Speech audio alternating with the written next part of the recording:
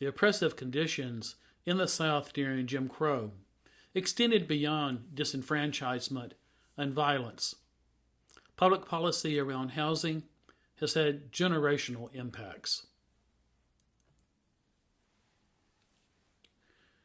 During the Great Depression, there was, among other things, a housing crisis.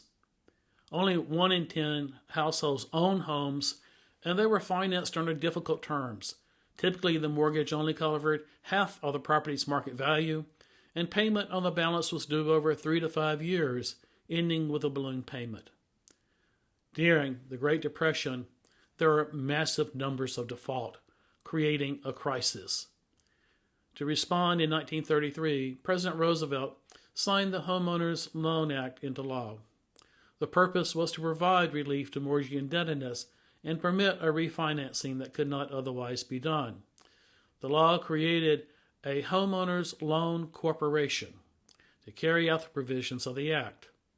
In 1934, the Federal Housing Administration was created, which still exists today, and it dramatically changed the way that people buy and finance homes, and home ownership dramatically increased, especially for white people. You see, in its creation, the FHA and the HOLC institutionalized racial discrimination through their underwriting manual. Intended to ensure the soundness of home loans, a system was created that advantaged white neighborhoods and disadvantaged black neighborhoods. It was a system commonly referred to as redlining. You see, each neighborhood would have descriptions written and created by the federal government, drawing data and evaluation organized by local real estate professionals, lenders, developers, and real estate appraisers. In each city, they assigned grades to residential neighborhoods that reflected their mortgage security, and these could be visualized on color-coded maps.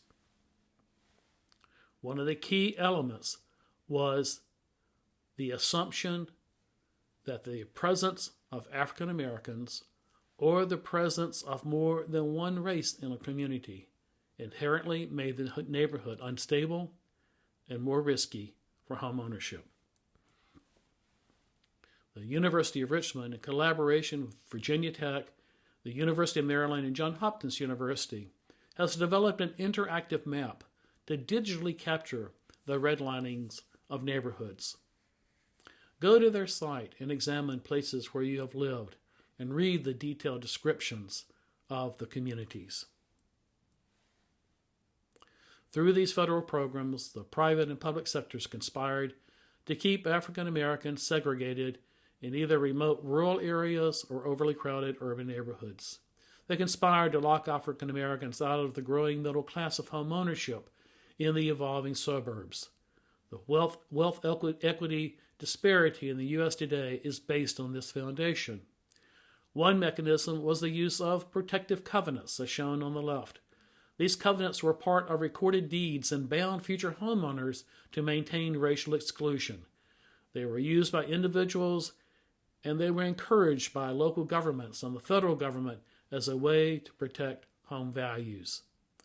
In 1911, a St. Louis, Missouri neighborhood enacted a racially restricted covenant at the city level designed to prevent African Americans and Asian Americans from living in specific areas.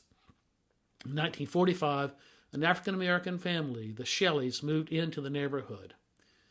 Lewis Kramer brought suit to enforce the covenant and prevent the Shelleys from moving into the house. A similar lawsuit arose in Detroit, Michigan. Both state Supreme Courts enforced the covenants because they were private rather than state action. The Supreme Court consolidated the cases, and in a major breakthrough in 1948, the Supreme Court unanimously ruled that covenants were a violation of the 14th Amendment. In Shelley v. Kramer, the court ruled that private parties could have such arrangements, but they could not seek judicial enforcement, which therefore would make the covenants a public action, violating the Equal Protection Clause. This was an opening of a door. The following year, the FHA reversed course, instructing its field offices not to reject applications for mortgage insurance solely because they might violate existing restrictive covenants. The change, however, only applied to new applications, and it wasn't until 1968 when the policy was fully overturned by the Fair Housing Act.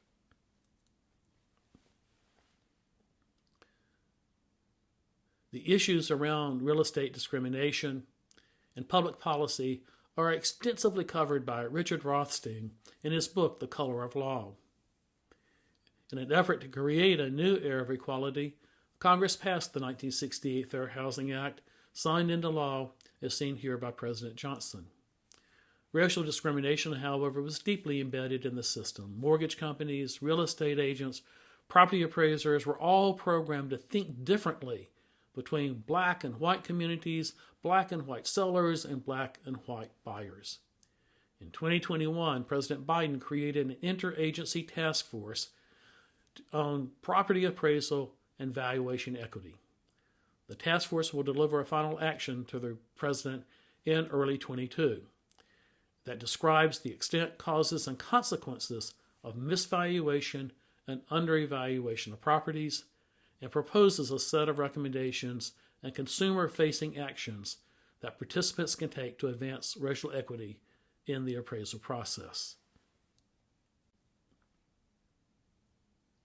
Knowing our history of racial discrimination in housing, we can better understand the disparities that exist today.